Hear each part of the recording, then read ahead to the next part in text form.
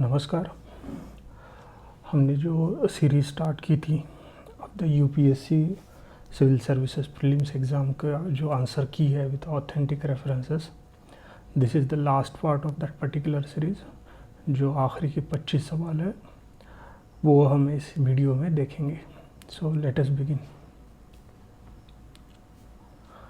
So first question, with reference to coal-based thermal power plants in India, consider the following statements. First, none of them uses seawater. Second, none of them is set up in water-stressed district. Third, none of them is privately owned. तो ये जो पहला statement है, none of them is uses seawater, this is wrong, because जो coastal areas में जो है they do use sea water. Like ये जो है मुंद्रा पावर प्लांट अदानी का, द प्लांट, तो here you can see the plant uses a sea water based closed cycle induced draft circulating cooling water system. So there are some thermal power plants which uses sea water, especially those who are in coastal areas. Secondly, none of them is set up in water stressed district. ये particular report है World Resource Institute का, which says that 40% of India's thermal power plants are in highly water stressed area. 40%. So again this statement is wrong. None of them is privately owned. Wrong. There are multiple thermal power plants which are privately owned, like those by the Adanis, then JP Group, then India Bulls Group. ऐसे बहुत सारे privately और private organisations है जो thermal power plants को run करती है। तो यहाँ पे पूछा गया है कि which of the above statement is correct. The answer is none. Next, Wolbachia method is sometimes talked about with reference to which one of the following? A. Controlling the viral diseases spread by the mosquitoes. B. Converting crop residue into packing material. C. Producing biodegradable plastics. D. Producing biochar from thermochemical conversion of biomass. तो इसका answer है A, that is controlling the viral diseases spread by the mosquitoes. So this is particular Wolbachia method. तो ये programme है world mosquito programme, उसकी under that particular programme this method has been invented. So what is this Wolbachia? तो Wolbachia actually basically it is a microbe that is found in mosquitoes and many other insects, and when it is present in that mosquito it competes with the viruses for the resources that are required for the proliferation of that particular viral population. So by doing that it overpowers the viruses and thereby reduces the transmission. So let's say what is given in this particular reference. We discovered that when Aedes aegypti mosquitoes carries Wolbachia, the bacteria compete with the viruses like dengue, Zika, chikungunya and yellow fever. This makes it harder for the virus to reproduce inside the mosquitoes, and the mosquitoes are much less likely to spread the viruses from person to person. This means that when Aedes aegypti mosquitoes carry natural Wolbachia bacteria, the transmission of viruses like dengue, Zika, chikungunya and yellow fever is reduced. So at this particular world mosquito program, these guys they breed Wolbachia mosquitoes, then in partnership with the local communities they release them into the surrounding area where there is a more prevalence of this mosquito borne diseases. So here in this diagram you can see these are the mosquitoes without Wolbachia, that is wild mosquito population. So if these mosquitoes are the carrier of viruses, the viruses have a free run. They they don't have to compete with anyone for the resources that are available from the mosquito. So they will breed and they will continue to pass on to other persons. However, when these Wolbachia mosquitoes, these are released into the wild population, they interbreed among themselves, and this Wolbachia bacteria is transmitted to this wild population. So in basic, then what happens the next, in all of the mosquitoes, there is a presence of this Wolbachia bacteria, and it competes with this viruses, this viral disease causing agents, that is different viruses, and so they outnumber them, they outperform them, and so the reproduction of these viruses is slowed, and in that way the amount of viral load in these mosquitoes is decreased. So when these mosquitoes bite to the humans, there is less chance of they transmitting the viruses. So this is one like biological method of this viral disease control. So the answer is A. Next, consider the finely ground basalt rock on farmland extensively.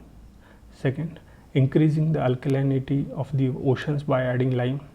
3.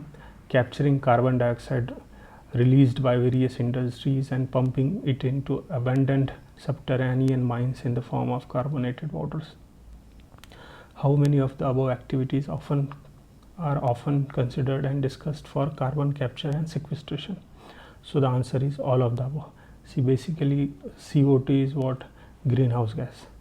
CO2 is greenhouse gas. So it is responsible for global warming. So people are trying to reduce the amount of CO2 in the atmosphere. So they are trying to capture and sequester it and try to dump it somewhere. So this is basically the carbon capture and sequencing methods, and there are different methods. So here you can see spreading rock dust on field could remove the vast amount of CO2 from the air. That is this particular option. The basalt rock is spread. So this is one method. Then about this alkalinity of the oceans, preventing climate change by increasing the ocean alkalinity. So once the alkalinity is increased, the amount of CO2 absorbed into these large ocean water bodies is increased. So again it is like to an extent is removed from the atmosphere. And finally this geological sequestration, that is pumping it into subterranean mines. Under this geological sequestration there are various methods like physical, chemical. In physical method, this trapping of CO2 within cavity in the rock underground, like caverns and mines. Okay, so all of these three statements, they are correct. These are the methods of carbon capture and sequestration. Next, aerial metagenomics best refers to which one of the following situation? Collecting DNA samples from the air in a habitat at one go, understanding the genetic makeup of avian species of a habitat. C. Using airborne devices to collect blood samples from moving animals. D. Sending drones to inaccessible areas to collect plant and animal samples from land surfaces and water bodies. So the answer is A. Collecting DNA samples from air in a habitat at one go. So this is about aerial metagenomics. See, it is sort of sniffing DNA from the thin air. Initially one could sample DNA from water bodies and soil, but there was no method to collect and analyze the DNA from the air. So this is the latest method, and it can actually in one go collect all of the samples from the air. So and then you can study that in particular area what sort of DNA makeup is there, what sort of genome is there. Based on that you can study the species diversity and all those stuffs. So the answer is A. Next, microsatellite DNA is used in the case of which one of the following? A. Studying the evolutionary relationships among the various species of fauna, stimulating stem cells to transform into diverse functional tissues, promote clonal propagation of horticultural plants, assessing the efficacy of drugs by conducting series of drug trials in a population. So answer is A, studying the evolutionary relationships among the various species of fauna. So what are these microsatellites DNA? Actually, see, in DNA there are some units which are repeated at certain interval, and these are non-coding parts. Non-coding means they do not result into the production of proteins via mRNA, right? They do not produce protein, so these are non-coding DNA sequence. However, they are closely found in related species, right? Like from one generation to others, and among different individual of particular species. So they have some significance so far as evolutionary studies are concerned. So see here, you can see this is one article from PubMed, applications in population genetics, evolutionary biology, then study of population structure and pedigree analysis, and capable of detecting differences among closely related species. So all these things are like related to evolutionary relationship among various species of fauna. So this is about microsatellite DNA. Next, consider the following statements in relation to Janani Suraksha Yojana. 1. It is safe motherhood intervention of the state health department. No. This scheme, particular Janani Suraksha Yojana, it is 100% centrally sponsored scheme. So this particular statement is wrong. See, this is the reference. This GSY, that is Janani Suraksha Yojana, would be a 100% centrally sponsored scheme. This is implemented under the NHM, that is National Health Mission. And then second statement, it aims to promote the institutional delivery among the poor pregnant women. Yes, that is the main objective of this particular scheme, vision, to increase the institutional deliveries of BPL family, that is below poverty line families. So this is correct. Option 2 is correct. It aims to promote institutional delivery among pregnant women. Its objective is to reduce maternal and neonatal mortality among pregnant women. Obviously, if there are like more and more institutional delivery as compared to traditional way of delivery, there will be reduction in maternal and neonatal mortality because of access to modern medicinal facilities. Okay, so again this statement is correct. So statement 2 and 3 are correct. Fourth, its objective include providing public health facilities to sick infants up to 1 year of age. This is, however, is not an objective of Janani Suraksha Yojana. Rather, it is the objective of Janani Shishu Suraksha Karyakram, in which along with the Janani, that is mother, the Shishu is also taken care of. And in this particular scheme, initially it was like only up to 1 month. The neonate, the newly born, was provided any sort of medical facilities, if any required, up to 1 month. However, now it is extended up to 1 year of age. But all this comes under this Janani Shishu Suraksha Karyakram and not Janani Suraksha Yojana. So this statement is wrong. So only 2 and 3. So the answer is correct. So option B, only 2 are correct. Next, consider the following statements in the context of interventions being undertaken under Anemia Mukt Bharat strategy. So the question is about one of the program of Government of India, that is Anemia Mukt Bharat. Statement 1. It provides prophylactic calcium supplementation for preschool children, adolescent and pregnant women. See, the Karyakram is about anemia. So why calcium? It has to be folic acid. See, prophylactic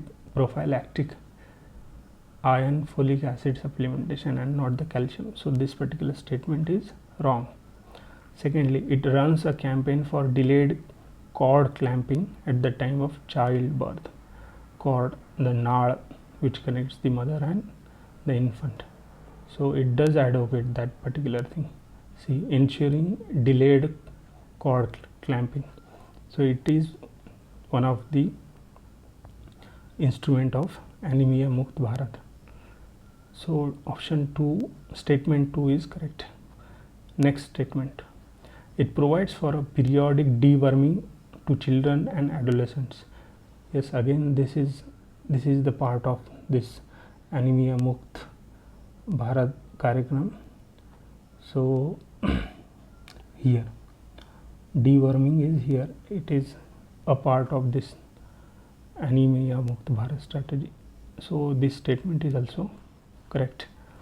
Finally, it addresses non-nutritional causes of anemia in endemic pockets with special focus on malaria and hemoglobinopathies and fluorosis. Yes, it does. Addressing non-nutritional causes of anemia in endemic pockets with special focus on malaria. Same as it is, the statement has taken from this only. This is of course Government of India poster. So the then correct answer would be option C, that is only 3, that is 1, 2 and 3. Out of 4, these 3 statements are correct and this one is false. So option C. Next, consider the following statement. Carbon fibers are used in the manufacture of components used in automobiles and aircrafts. Statement 2. Carbon fibers once used cannot be recycled. Which of the above statements given are correct? So carbon fibers are used in manufacture of components used in automobiles and aircraft. Yes, they do. See, as compared to the traditional material that is used in the manufacture of these things, carbon fiber has the advantage of being light and yet have that strength, rather much more strength than the traditional material.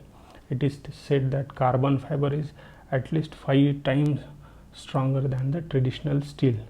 So lightweight and sturdy and strong. So it is material of choice for not only automobile and aircrafts but many different sectors. Second, carbon fibers once used cannot be recycled. Yes, true. Carbon fibers, though they are extremely strong and light material, they have one particular issue, that is they are troublesome at the end of the life. And why? Because they are not recycled. They cannot be recycled. The reason is that first, these are not biodegradable, so you just can't throw it into the environment and let the mother nature take care of it. No, it is not biodegradable.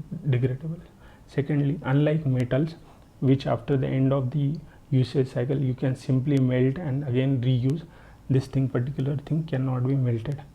So this does have the problem of recycling. So again this statement is correct. So the answer becomes C, that both A and 2 are correct. 84, statement 1. Detection of car crash collision, which results in the deployment of airbags almost instantaneously. Detection of accidental free fall of a laptop towards the ground, which results in the immediate turning off of the hard drive. Detection of the tilt of the smartphone, which results in the rotation of the display between portrait and landscape mode. In how many of the above actions is the function of accelerometer is required? See, accelerometer is one of the sensor that detects the change in the velocity. If there is sudden change in velocity, and change in velocity is nothing but the acceleration, so it detects that acceleration, and this particular phenomenon can be used in technology for various things, such as like if a car is driving at particular constant speed and because of crash or collision the speed suddenly reduces, so it creates the acceleration, and if it hits that particular threshold point, it detects yes there might be some crash or collision, so it deploys the airbags. So yes, these airbag sensor, they do deploy they make use of this particular accelerometer sensor. Secondly, of the laptop and hard drive, even if the laptop falls, see it is called as the active hard drive protection. If laptop is in on mode and it is functioning, the hard drive of that particular laptop is being read, that is, it is in motion, and if it falls, that head which revolves around that particular hard drive, that might cause a dent or some sort of damage to that particular hard drive. So if it detects by the ways of this acceleration, okay, now there will be some sort of hard impact, so it immediately switches off the hard drive, thereby avoiding any sort of damages. This is called as active hard drive protection. So again, this is true. And finally, detection of the smartphone tilt. Actually, not, it does make use of accelerometer, but it is not standalone. It is not the only sensor. In addition to that, it makes use of gyroscope and magnetometer. These two sensors, they are also present in smartphone. So it is a combined action of that the way you change the orientation of your mobile phone, the screen also adjusts accordingly. If you are holding vertical, that is portrait, the display will be portrait, and if you shift in landscape mode, the display will be in the landscape mode. So even in that case, it does make use of your acceleration and accelerometer sensor. So all the three are correct. Then RAS. With reference to the role of biofilters in RAS, that is recirculating aquaculture system, consider the following statement. See, what is RAS? Basically, nowadays aquaculture is practiced on a large scale, reducing the dependency on natural sources, that is rivers and others. So the challenge is here that the water, it requires a large amount of water. So this RAS is sort of recirculating the water by removing the solid waste and other things by the use of biological filters. So, and then again repumping that particular water. So this whole thing is called as RAS, that is recirculatory aquaculture system. So the question is about that. Biofilters provide waste treatment by removing uneaten fish food. See, these are biofilters, and do they remove the uneaten fish food? Yes, they do. Then biofilters convert ammonia present in the fish waste to nitrate. Yeah, biofilters employ some biological microbes, and they convert this toxic ammonia into less toxic form nitrate. So this is also true. Biofilter increase phosphorus as nutrient for fish water. No, they don't do such sort of activity. They don't upscale any micronutrient such as phosphorus. Their main purpose is to clean the water and not additional addition of nutrients. So this particular statement is wrong. So then the answer becomes option B, that is only two statements are correct. This is the particular reference I have taken from National Fisheries Department of Government of India. 86 objects in the space and their description, and we will have to see whether these are matched correctly or not. So on one side you have Cepheids, nebula, pulsars, and then description. So let's see. Cepheids, giant clouds of dust and gas. No, this is wrong. Actually this is nebula. Nebula is what? Giant clouds of dust and gas. So this particular pair is wrong. And nebula, it is given stars which brighten and dim periodically. So this is wrong. Rather it is Cepheids. So they are mismatched in this particular way. So these two pairs are wrong. Final, pulsars. neutron stars that are formed when massive stars run out of fuel and collapse. This is correct. These are the references. See, this is a nebula, a giant cloud of dust and gas. This is the famous Eagle Nebula. This is Cepheid. Cepheid is like stars which periodically dim and brighten. See, it changes in brightness. And finally, pulsar. These are the pulsars. And it is correct. Neutron stars that are formed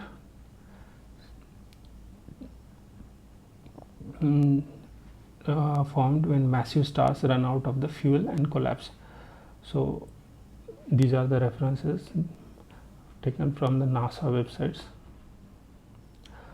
So only one pair is correctly matched. So the answer is A, only one.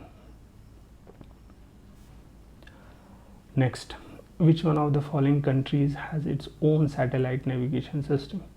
Australia, Canada, Israel and Japan. The answer is Japan. This is QZSS, quasi-zenith satellite system. This particular system belongs to the Japan. The answer is Japan.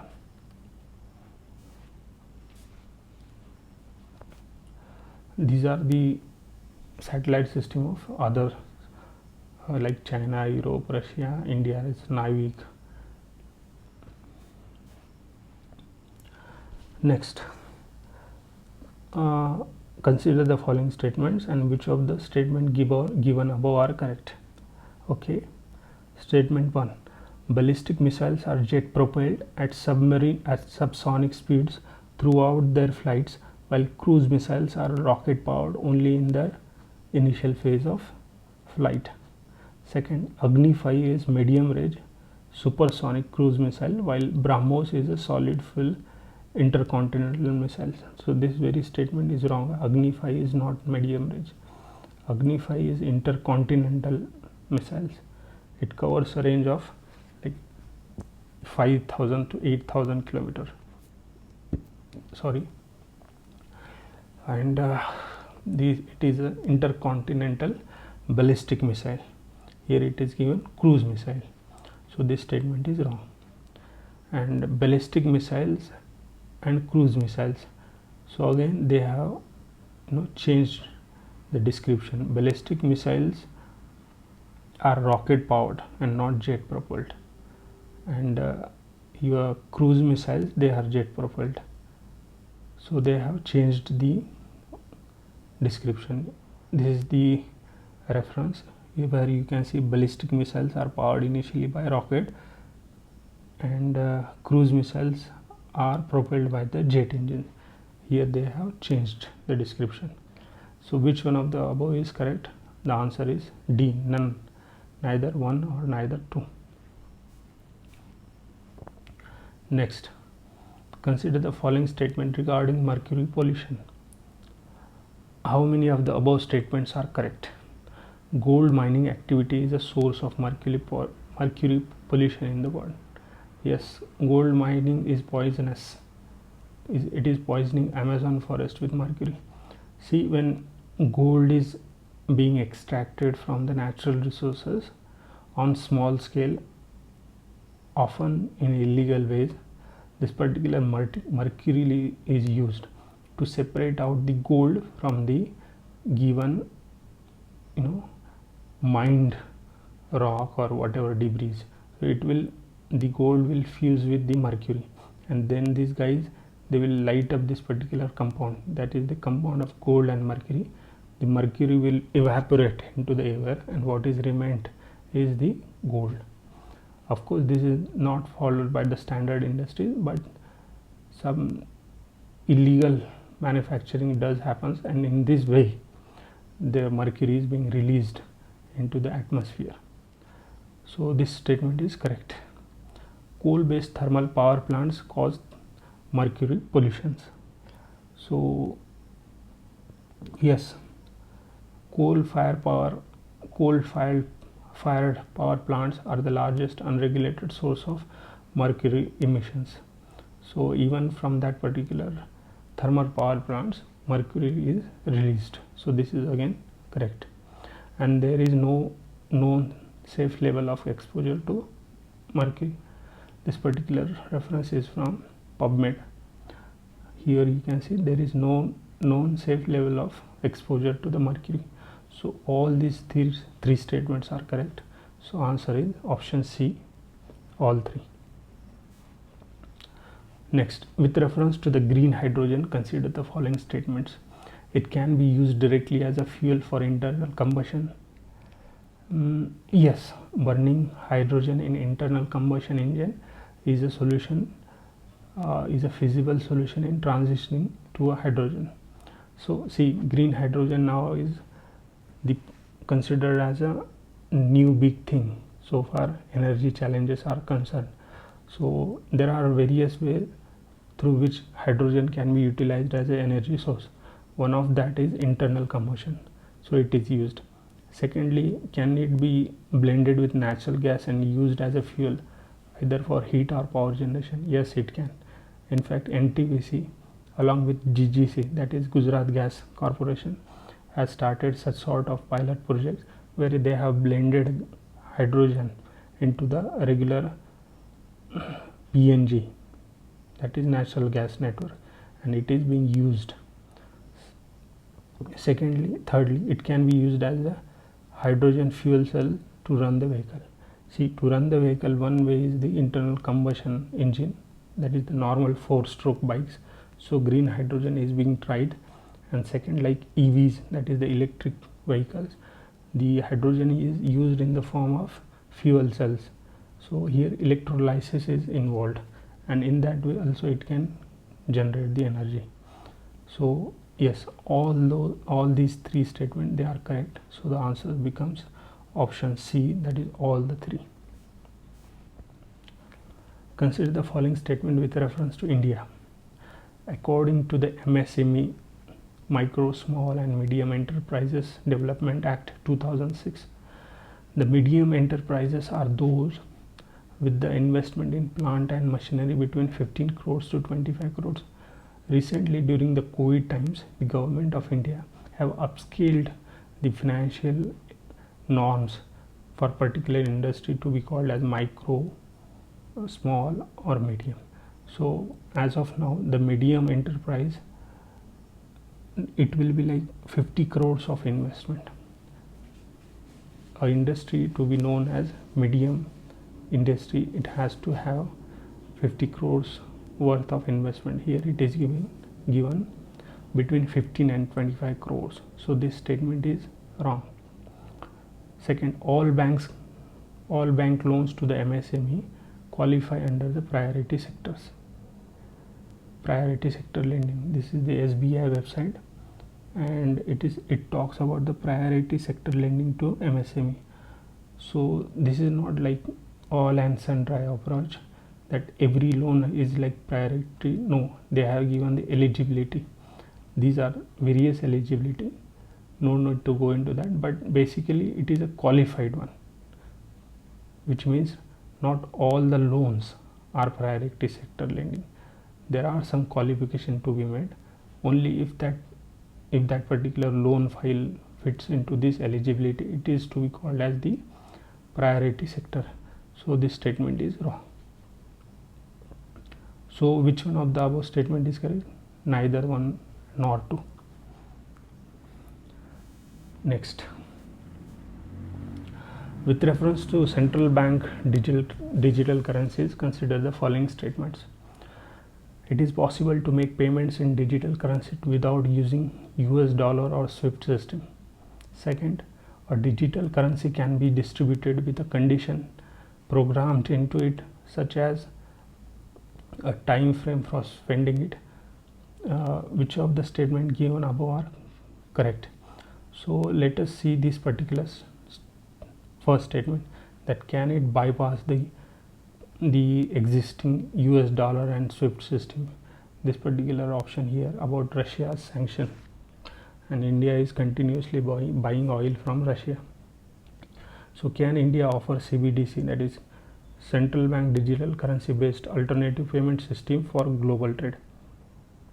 So it is being considered as a possible alternative to the existing SWIFT or US dollar metal. So yes, it does have that particular potential to bypass these existing standards. Secondly, a digital currency can be distributed with a condition programmed into it, such as a time frame from spending it. This particular reference, it is the concept paper of RBI on CBDC. Here you can say this token may have an expiry date by which they would need to be spent, thus ensuring consumption. So yes, again this particular statement is correct. So then the answer becomes both A and B. Okay. Next, in the context of finance, the term beta refers to what? A, the process of simultaneous buying and selling of an asset from different platforms, an investment strategy of portfolio manager to balance risk versus reward, a type of systemic risk that arises when perfect hedging is not possible, a numeric value that measures the fluctuation of a stock to changes in the overall stock market.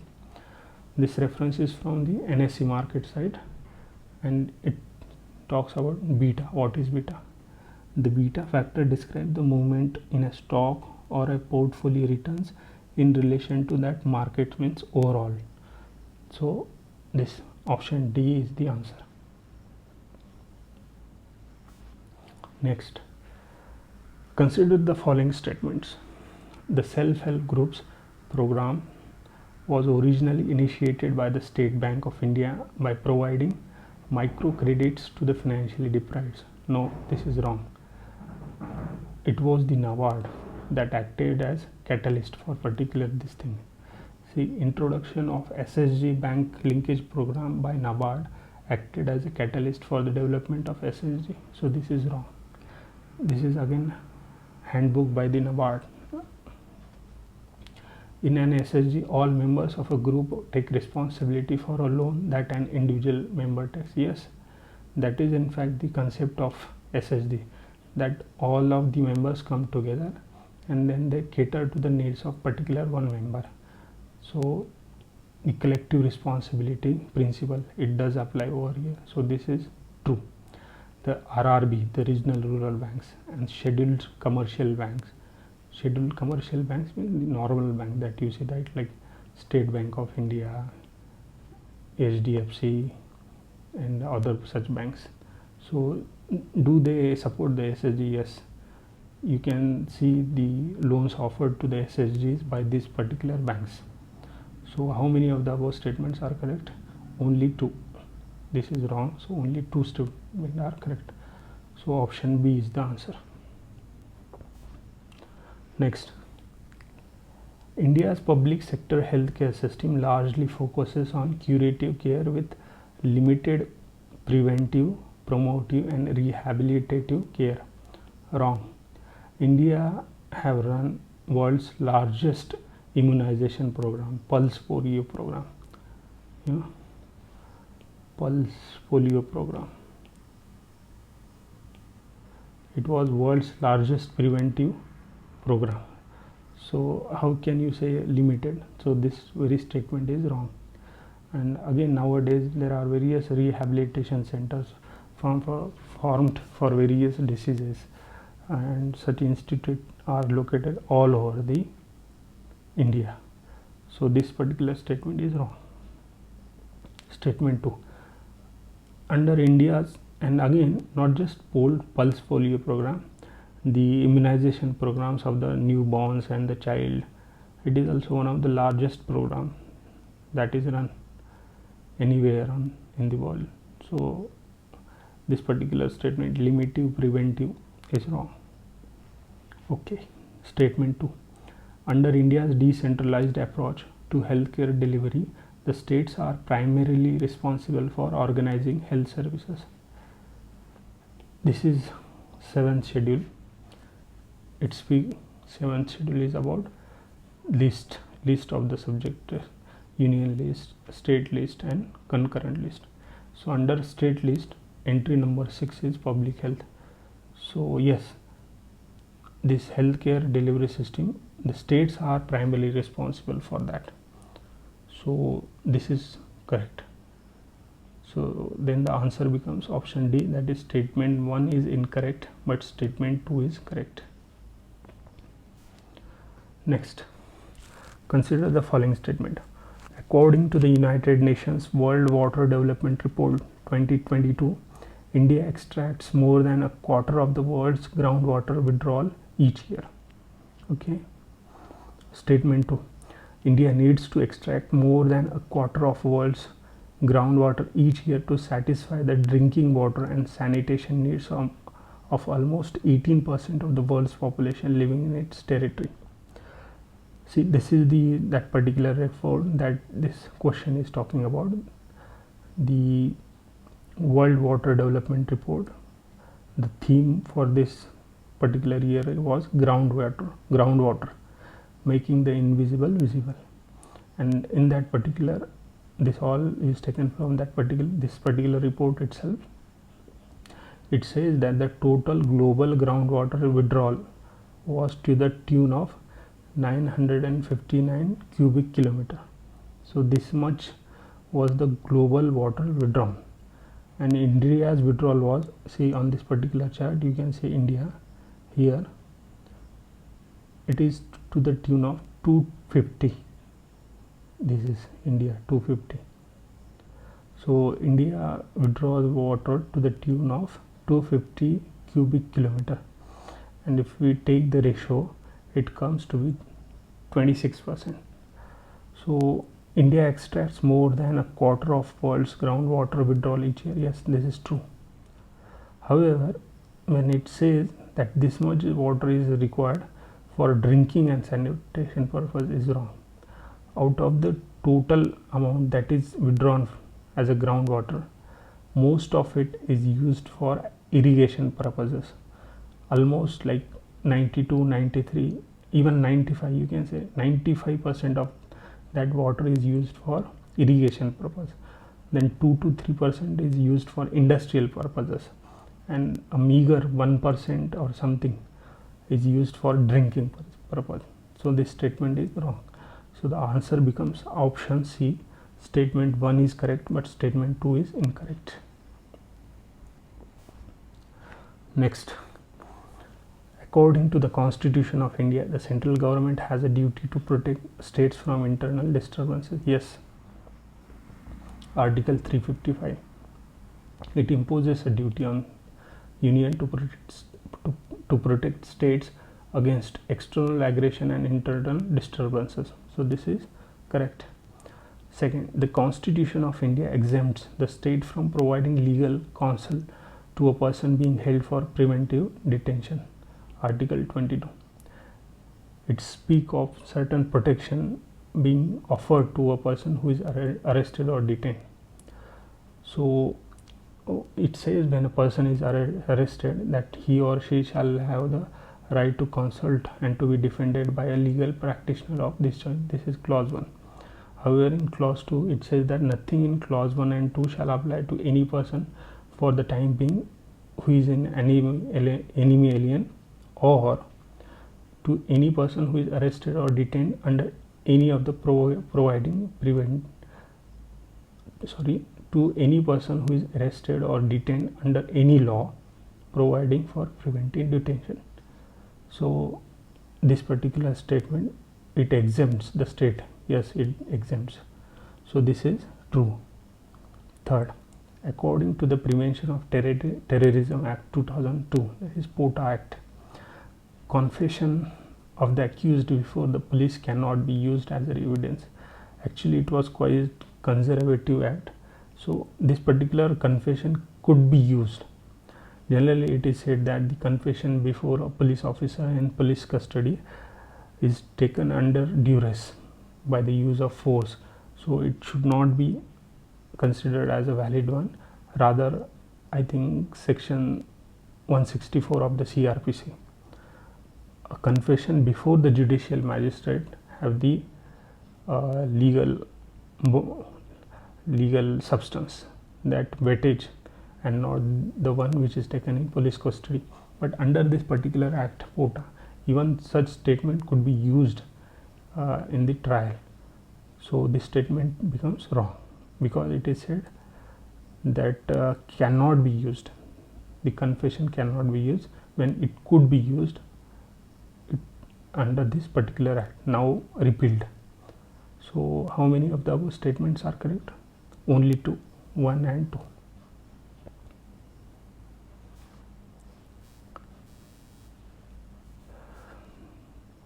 Next, which one of the following countries has been suffering from decades of civil strife and food shortages and was in news in recent past for its very severe famine? The answer is Somalia. There are other sources as well, but I'll recommend, if you get some time, please do watch this particular movie, Black Hawk Down, released in the year 2001, Oscar winning movie. It is very much based on this very conflict where some peacekeeper forces and especially the American forces goes there to sort out the civil war and help those people from all sort of problems of civil wars and food hungers, scarcity. So this is very good movie, so do watch if you get time. Next, in India, the Biodiversity Management Committee are key to the realization of objectives of the Nagoya Protocol.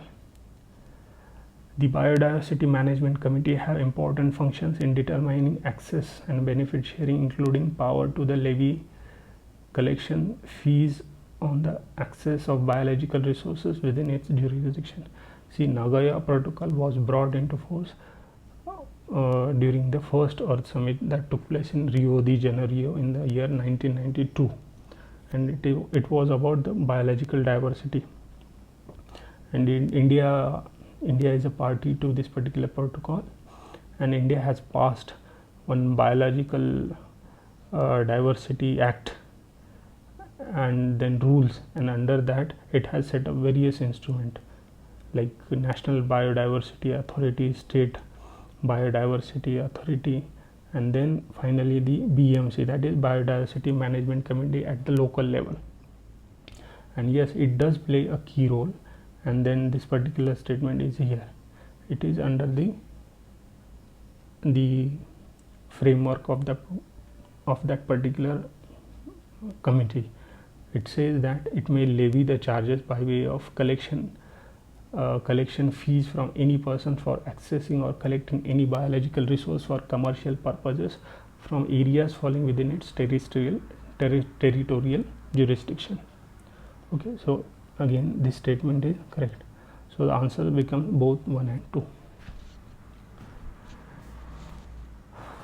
Now the final question, I think it's not legible, so I'll zoom it out.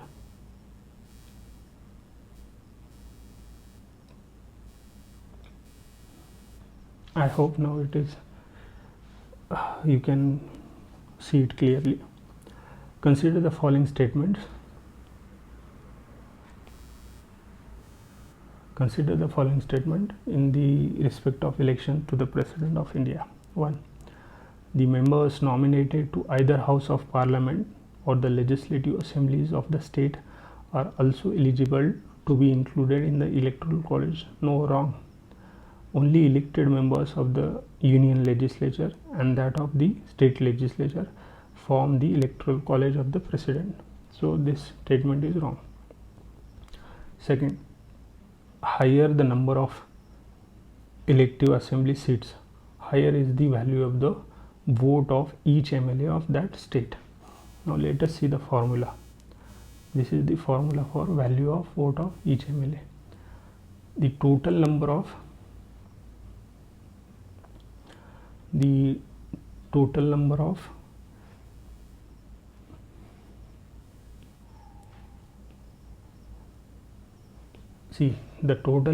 elected members in the state legislative assembly, it is in denominator. So if it increases, the value would get decreased. So they have an inverse proportion.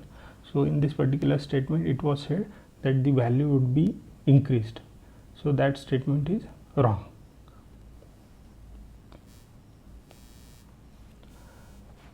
the value of vote of each MLA of Madhya Pradesh is greater than that of Kerala. Again, this is wrong. Why? Because the population of MP and Kerala is almost like same. However, the number of MLAs is more in Madhya Pradesh as compared to the Kerala. So that is why, again, that is in denominator. So the value of each MLA of Madhya Pradesh would rather be less than that of Kerala. So this statement is wrong.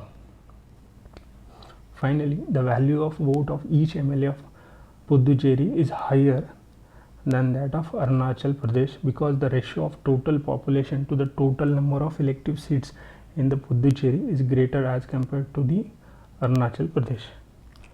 Again, the population of these two particular, one is state and one is union territory, is almost similar, almost. However, the number of MLAs in Arunachal Pradesh is 60. For Arunachal Pradesh is 60 and for Puducherry is 30, right? So almost it is 1:2 ratio. So for Arunachal Pradesh the ratio would be less because this is in denominator, and for Puducherry the value of MLA would be more, and it is given that the value of vote of each MLA of Puducherry is higher.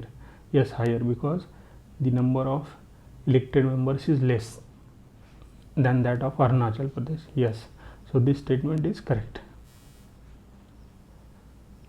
So then the answer becomes, how many of the above statements are correct? So this is wrong, this is wrong, and this is also wrong. So answer is only one. How many of the above statements are correct? Answer is only one. This is the only one that is correct. So guys, this was all about the probable answer key of the UPSC Civil Services Prelims exam 2023. We have taken all the authentic references, and this was the fourth video in this particular series, and we have finished it. So I hope आपको इसका मतलब video अच्छा लगा होगा. I have taken quite efforts for creating this. Searching for authentic references do take the time. तो थोड़ा समय लगा, बट अल्टीमेटली इसको फिनिश किया गया. तो ये सीरीज़ कैसी लगी आपको ज़रूर बताना. अच्छी लगी तो लाइक, शेयर, कमेंट कर देना. और दूसरी एक महत्वपूर्ण जानकारी ये है कि in this particular YouTube channel I am going to start one open access series in which I'll cover 2 subjects. One is your polity और दूसरा जो है हिस्ट्री. तो ये 2 सब्जेक्ट की वीडियोस जल्द ही इस चैनल पे अपलोड होने वाले हैं. तो अगर आपको if you are like interested in those that particular series, do subscribe to this channel. और हो सके तो अपने जितने भी फ्रेंड्स कलीग हैं उनके साथ शेयर कीजिए. मैंने एक बार ही यूपीएससी मेंस दिया है and I have given state PCS 5 times. So I will try my best कि once you go through that particular series आपको और कोई कोचिंग या और कोई सोर्स की ज़रूरत नहीं होगी.